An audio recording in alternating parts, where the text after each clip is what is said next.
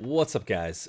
Jim Games Live here, and I've been putting this reaction off for a while for a couple reasons. When I first started doing this, people told me to wait to react to Nightwish's The Poet and the Pendulum till I had a better insight as to what exactly happened, till I understood the band a little bit more, until I understood possibly some of the context that led up to this. And I took that advice to heart. I'm like, okay, fine, whatever. I'll put it in the back burner and we'll just plow through some awesome other Nightwish songs. And, it's been awesome. It's been great. I've done two awesome, incredible live streams of shows, some documentaries. I've reacted to 30 plus Nightwish songs. I think I get it. I think I get at least an idea of this band. But over the past month or so, I've been doing some research. I've been doing some research into what the song is about. The second reason why I've been waiting so long to do this is because after learning the idea of what this song is about and what it is, it kind of it scared me. Now, this isn't something I share openly, especially on the internet like this. But I suffer from depression. It's just been something I've dealt with my entire life. It's not something I talk about. It's very difficult to deal with. And I'm embarrassed and ashamed to say that I've had some issues with suicide myself. It was many years ago. I don't want to go into the stories or talk about it in detail, but it was many years ago, and since then I've discovered that I would never do that now, just because I've got a wife and a dog and a family, and I wouldn't do that to anybody else, no matter how depressed I get, because I just love others so much that I would never do that to them, because I couldn't bring myself to do it. Learning about somebody that's coming so close to getting to the point, to the edge like that, is something that I have a unique understanding about. And when you get to that point mentally, when you get there, it's a weird feeling, to say, I don't want to be here anymore. I don't want to breathe. I don't want to be a part of this anymore. I want to cease to exist. And now looking back, it scares me that I've come so close to that. And that's why when it comes, the subject of suicide ever comes up in movies or music or things like that, I tend to shy away from it, because it kind of it cuts deep to my core, because I'm like, oh, okay, I know that. It kind of puts you in this weird, like, almost little club with somebody else. Not, I don't want to say club, like it's some sort of exclusive, awesome thing to be a part of, because it's definitely not. It's definitely not. But it puts you in the same understanding of, I was there too. I get you. I know what you're going through, and it's not a good place to be in at all. Let's talk more about what led up to this point with Nightwish. So they had their second singer, and they were having a bit of a falling out. And she wasn't showing up for rehearsals. She wanted to cancel shows to work on some of her solo material. And it seemed like they were just they were just growing apart. They were doing their own separate things, and in hindsight, it probably isn't fair to the band or to Taria herself to continue with an endeavor if your heart's not in it, especially with a insane production like this. So it was, I guess the way that it ended, it kind of ended publicly with some public letters. I'm not going to go into that. I read over them. I'm assuming if you're watching this now, you already know the story. If you don't know the story, you can just ask in chat or I'm sorry, in the comments, and I'll respond and I'll let you know, or somebody else will let you know. It's very public. It's very out there. It was years ago, but in doing this, Tuomas, I guess it cut him to his core. It cut him to his core so much that he thought to himself that maybe he should end things. Maybe he should go down this path. Now, luckily, he didn't. He decided that he had this in him, and he needed this outlet to basically express himself and let these racing, deep, dark thoughts out. And he decided to do it into the song we're about to listen to, "Me for the First Time." And I guess that's what this is. I guess that's what we're going to hear. Um, it's interesting, it's an interesting way to do it, and he's a very creative guy, and it's his outlet. It's his outlet for expression. Um, but I don't go into these things easily. This is something that it's kind of hard for me to really analyze and really dig deep into pull certain things apart, because I know what this is and I know what that feeling is, and thank God he chose not to do it, and he decided to instead commit suicide in the song, which is a much better option. If you have that option, if you're thinking about suicide, if you're thinking about just stopping this whole thing and ending it, if you have the ability to express yourself and let those feelings out in a more positive outlet, please just do it. And before we get into this reaction, I'm sorry, I know I'm rambling on. If you are at that point, if you feel like you're getting to that point, I'm going to leave, my email is in the about section. Seriously, email me. I'll talk with you. I'll call you. Just let me know, and I'll talk with you, and I'll understand, and I'll listen with zero judgment, and I'll just let you kind of get some of those thoughts out, because that's what this is about, I believe. I think it's about getting some of those racing dark thoughts out, in a therapeutic way that maybe makes things feel a little less heavy and you a little bit lighter. So if you are at that point, or you feel like you're getting to that point, and you want to talk to a complete internet stranger with zero judgment, my email's in the about section. I will respond, and I will talk to you. All right. With that said, let's move on, and let's get into The Poet and the Pendulum by Nightwish. Here we go. All right. This is a 14-minute song. All right, cool. I dig a nice long one. Oh, also, I changed the format up here, my viewing format up here, just so we could see the lyrics. So things are going to look a little bit different, but that's just because I wanted you guys to understand and see the lyrics like I am in real time. Here we go.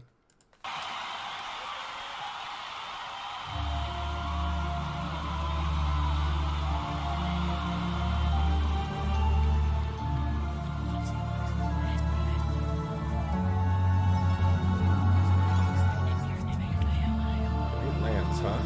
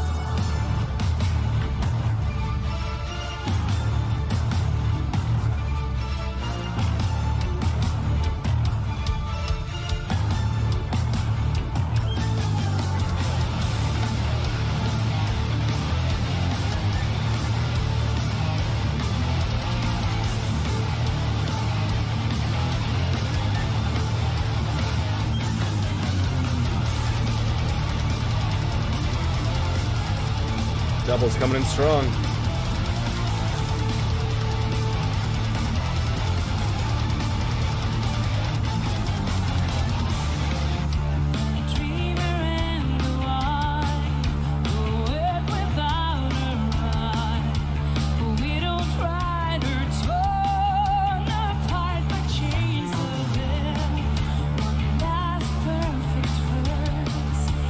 Still the same old song.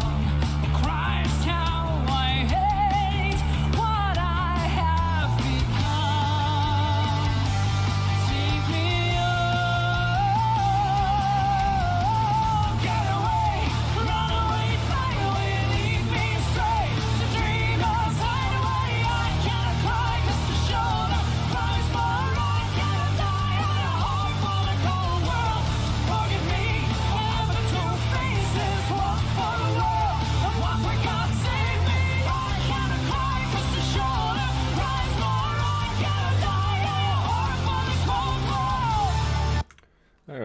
before we move on to this next part here, music is awesome.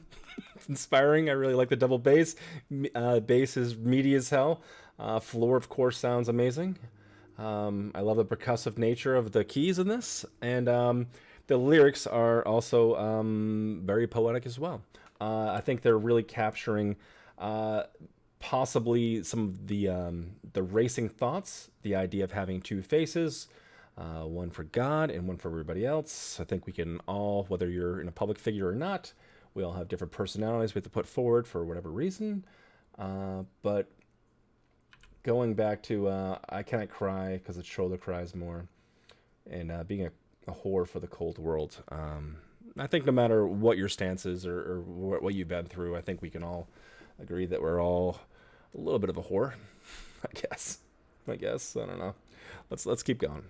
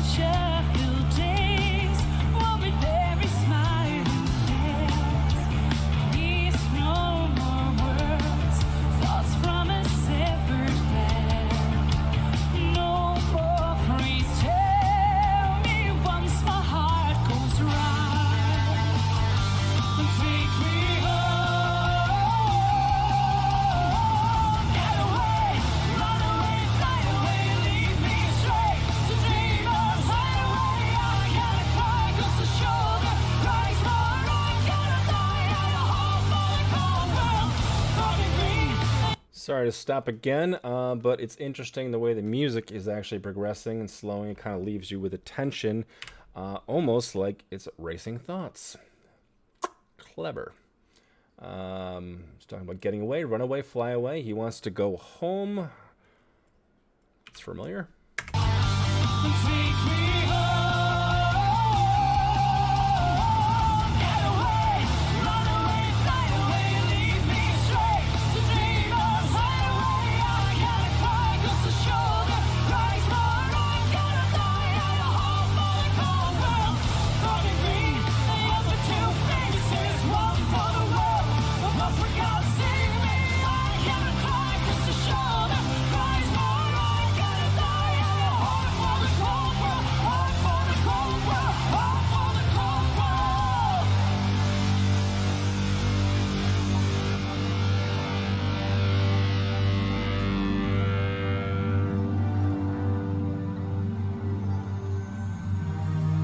Pacific.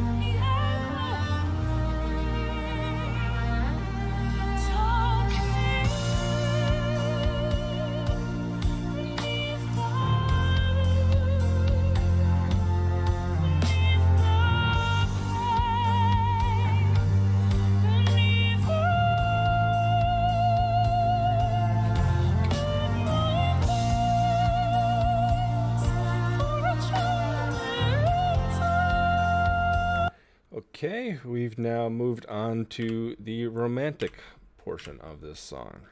And I say that because I believe the beginning of this song was supposed to depict racing thoughts and the sporadic nature of that. And we've now moved on to the realization that maybe it'd be beautiful if something like this was about to happen, starting with the cello and the very beautiful way of singing. And there's something when you get to this point, almost romantic about the idea of ending it and thinking about what will happen next. Where will your body be? How will you be remembered? Yeah, and I think they're depicting that both musically and lyrically. So it is very well done. Let's go back and listen to that again because it's definitely a change of it almost feels like a change of mindset at this point. It becomes the fact of like, I think I've come to a decision, and you find almost beauty or romance involved in something so drastic.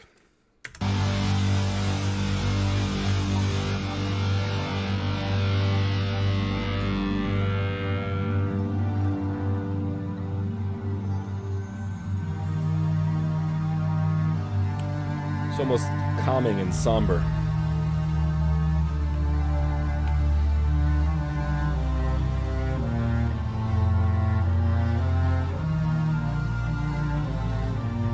You find beauty in it.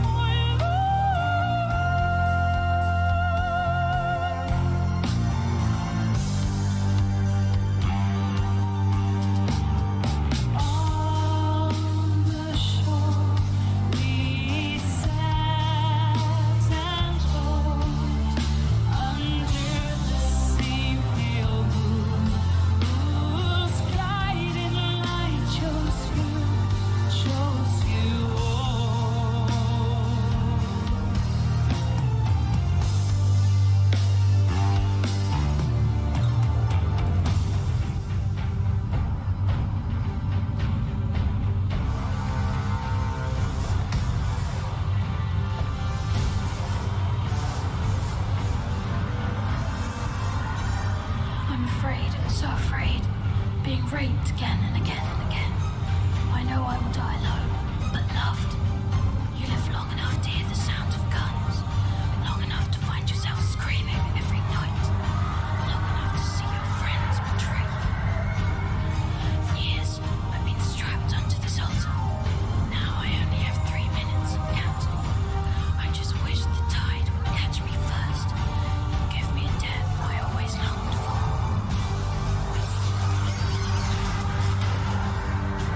More racing.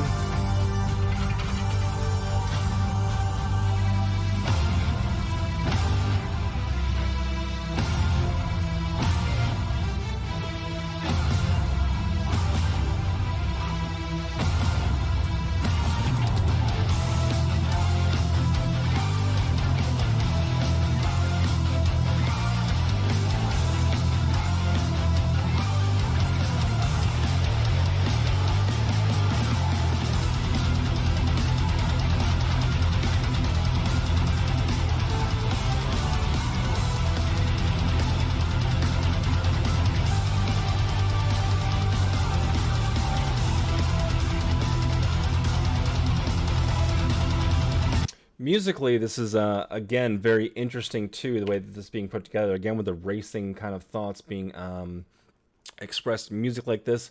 But we're moving on to more of an excitement and anticipation, which is, I know, a strange thing to say about this, but you get to a point of after romanticizing this and finding a romantic idea with it, to getting to a thought of anticipation, and you just can't wait, and you just want to get to it, and it starts to consume almost all of your thoughts. And it's definitely showing it here with the music, just kind of picking up, just even with the tempo, and then again going back to the beginning of the song where you had that dun dun dun dun dun dun, like kind of like that, almost like Phantom of the Opera type esque. But the way that it's done is it kind of has like almost like a it makes the song feel like it's slipping a bit. And I think that's kind of like a subtle nod into almost like slipping into a weird train of thought or madness or whatever you may take it. But there's definitely more of an excitement type vibe we're getting into right now, and it's called Passion Play. Let's listen to that one more time, and let's keep on going.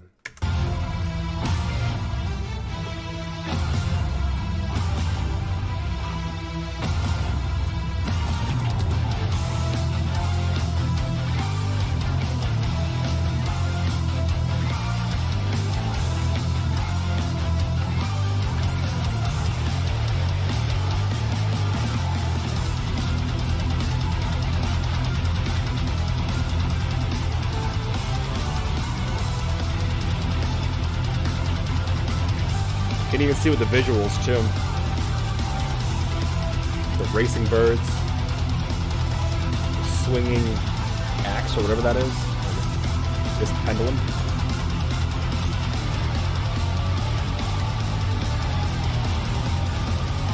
Jesus. Second brother to the right of Christ, cutting her infanticide. While we're rejoiced to death, as the crowd is on the run power.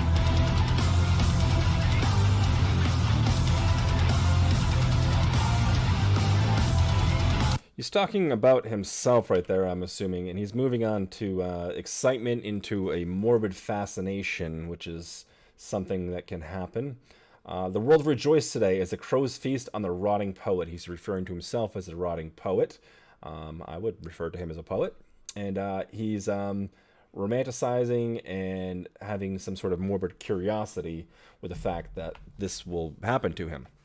Let's take this back here again. We're getting some awesome dark vocals out of Marco here. Brother to the right of Christ, cutting her infanticide.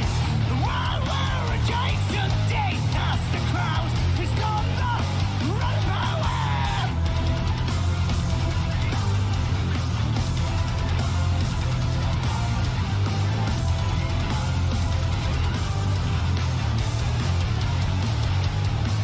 Again, even with like the fast speeding up and slowing down, the start and stop nature of this melody and rhythm here, again, is speaking musically almost more than lyrically for me.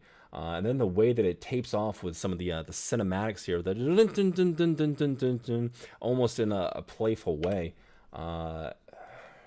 Very, very interesting. He's definitely capturing an emotion musically, which is something he's been known to do, but this is incredibly impressive. While we're rejoiced to death, as the crowd is on the run power. Speed up, slow down, speed up, slow down.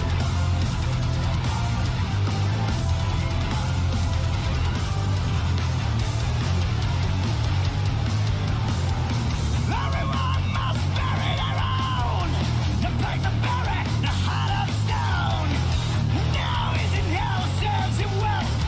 Sorry for now, calling for his farewell. The morning sound upon his altar, the means of the dark passion play. The form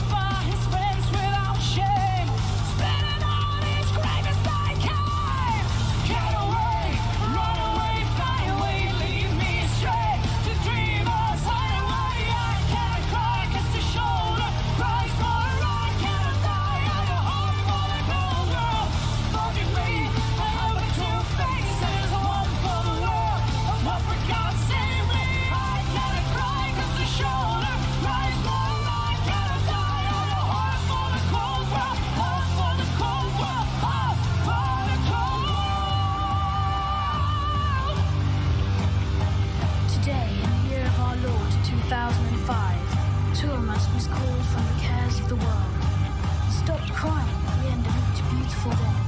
The music he wrote had too long been without silence. He was found naked and dead, with a smile on his face, pen, and 1,000 pages of erased text. Erased text. This is it.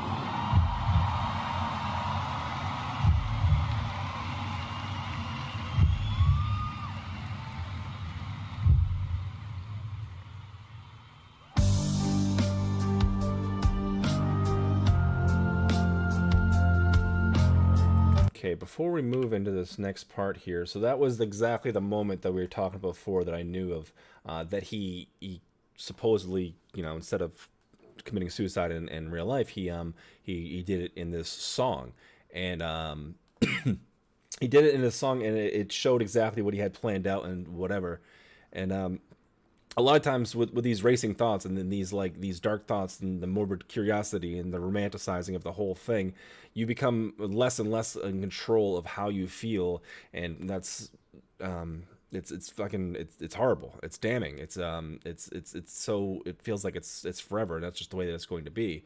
But the one thing that you do have control over is that. At least that's how I felt, and I think that's how a lot of people feel. So that's where like the romantic nature of it comes in. Well, I'll have control over this, and I'll have whatever note I want to leave, or whatever I want to, leave behind, or I'm gonna do it in whatever I want, or my body will be like this, forever, and I have control over this. And it's interesting that he said, with a smile on his face, that he still has a smile on his face because he has that release from all of the pressure and the thoughts and all that stuff. It's a release. And his note was 1,000 pages of things written and then erased, which was interesting, which leads me to believe that's kind of probably the way he would have wanted to do it, I guess. I wonder what those thousands of pages of erased text said. But we're moving on to the next section here, so I have no idea what's gonna happen or what we're in for at this part. Let's keep on going.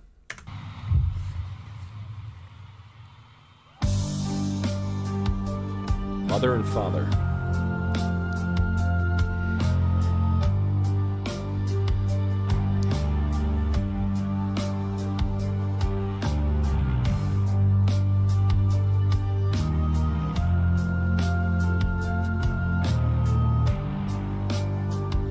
Bass sounds amazing.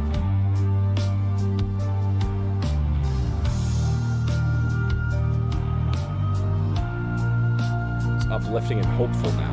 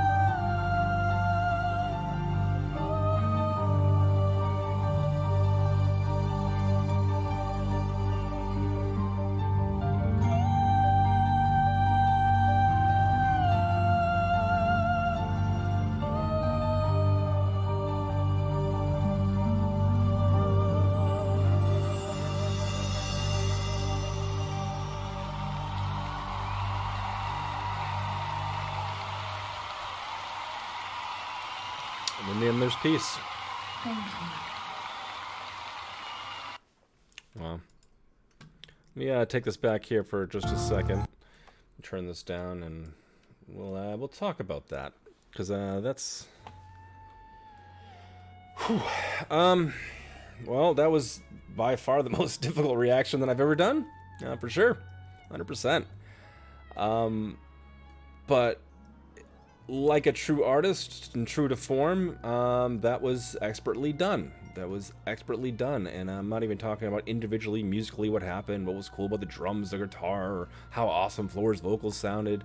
But I'm talking about, with this one, the projection of emotion and thoughts, not only lyrically but musically, done not only by just one person, but pushed forward as the entire band, and that is what's interesting to me.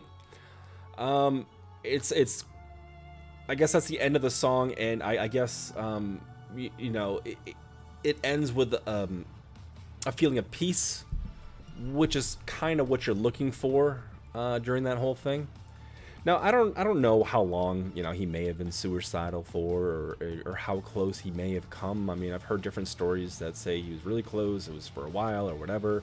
It definitely weighed on the dude, definitely weighed on the dude, and he needed an outlet to express what he was feeling and kind of let that out of him, rid himself of those feelings and rid himself of those thoughts, because it's dangerous. It's dangerous that we can be so self-destructive.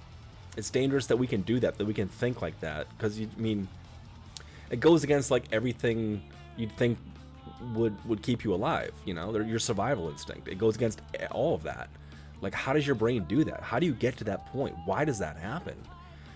But this song, I feel like it really kind of touched on a lot of things, and at least this is what it meant for me. And you know what, though, these songs are up for interpretation a little bit. Artists don't just give you a song and say, this is what it's about, this is the start, this is the beginning, the end. Even though there was different chapters of this, things are left vague, and you're supposed to interpret them in any ways you see fit. At least good songs. And I think that's what this is as well. It tells a story. It tells us his thoughts, and I think even more, it tells more of a mindset emotionally where you're at while you're getting into this. When you start off with these thoughts, that's how it starts. It's just a quick little fleeting thought. You're by a railing. What if I just jumped? What if I just fell off that? What if that was that? It starts like that. Simple enough. And then you walk away and you're like, where the fuck did that come from? I didn't even think about that. But they're like seeds. Then they're there. Then they're in your mind. Then all of a sudden you start like thinking about, why did I think about that the other day? Why did this happen? And it just grows into this freaking thing inside your mind. And then you start having racing thoughts. And then if you're dealing with like depression, you don't really get away from that. It's just this kind of numb dullness all the time, or just not really feeling so hot. And like I said, I think he really, really expressed this beautifully. Just musically alone, just the score of this and how it was written, from the excitement to romanticizing the idea of it, to the morbid curiosity, and then towards the end, being left with this peace. That's what it felt like to me. It felt very airy and light, and it felt like the great release, the comfort that you've been desperately searching for since that one little seed was planted in your mind. That's what I'm getting. I could be wrong on a couple of these things, but I think these songs are up for interpretation. And if art and music can make you feel, and can make you think, and can make you open up dialogue and a conversation, then what you're dealing with is great music and great art, and that's what I think we're dealing with here. In fact, with this song, it solidifies that Nightwish is now my favorite band of all time. Even though this is an incredibly difficult song to digest for me, I think it's an incredibly important song, and I think it's an important song for somebody to hear and recognize if you're dealing with any sort of these mental illness issues. Because if you can deal with them and you can recognize these little things, and you can recognize, oh, well, this is how it starts, this is where it went, you start to slowly realize, hey, it's not just you. You're not just insane. You're just not like having these crazy thoughts. You're not distant and alienated from everybody else. A lot of us are like this. And as soon as you start to realize that, then it becomes a lot easier to start to recognize, well, how do I get help, and how do I, figure out how to get away from this. And I hope it helped you. I hope it may have helped anybody listening to this that might be dealing with that. Say, okay, well, obviously this isn't, I'm not the only one. And like I said before, if you are and you're feeling lonely and you want to talk to somebody with no judgment, no bias, nobody that's going to preach to you, nobody that's going to tell you, it's just basically going to listen and ask questions about why you feel that way. My email is in the about section, and before you do anything, just try giving me an email, or talk to somebody else, whatever you feel comfortable with. But the main takeaway is share your thoughts. People would rather be burdened by you bothering them than to be burdened with the idea of you never being there again. I really enjoy this one, guys. I can't say that. No, I can say that. I loved it. It was a beautiful song. I guess it was just important to hear. I don't know how quickly I'm going to run back to this song to hear it again. But I think it's a very important song, and this was definitely my most difficult reaction to date. I'm sorry I'm rambling on. This video is getting kind of long. If you made it with me towards the end, please let me know in the comments. If you're new around here, please consider liking and subscribing. I'd love to have you here, and it really helped me out. Guys, I'm going to catch you out on tomorrow's video. Good night, everybody.